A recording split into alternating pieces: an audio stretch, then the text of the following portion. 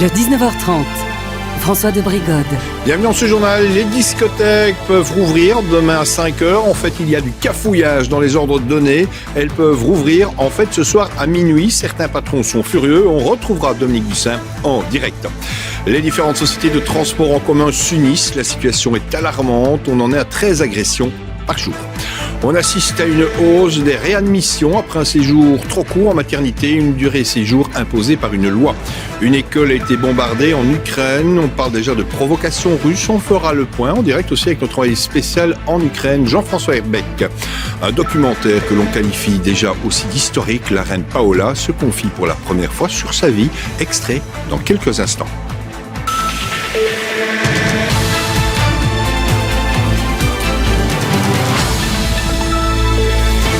Bonsoir à toutes, bonsoir à tous. Météo, attention, demain, tempête dans le courant de l'après-midi. En début de soirée, les rafales pourraient dépasser 100 km/h. Stéphane Piedboeuf, vous êtes avec nous en direct. Comme l'on dit, demain, ça va souffler et un peu partout.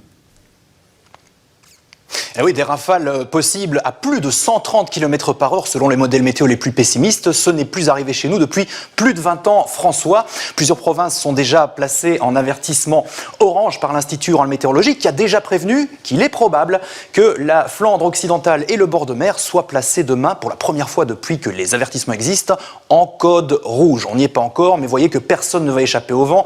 Des rafales à 120 km/h sont envisageables depuis Liège jusqu'à la province de Hainaut, en passant par les deux Brabants et en province de Namur. Des rafales qui ne devraient pas dépasser les 110 km/h en province de Luxembourg. Alors je vous présente la tempête Eunice, c'est ce gros paquet nuageux au large de l'Irlande qui est en phase de creusement, c'est-à-dire que bientôt on verra un œil et un enroulement, un petit peu comme un cyclone, sauf qu'il s'agit bien d'une dépression de tempête qui va cheminer depuis l'océan Atlantique en passant au nord de la Belgique. Après avoir concerné l'extrême sud de l'Irlande et les îles britanniques, des rafales de 120 à 150 km/h sont attendues là-bas.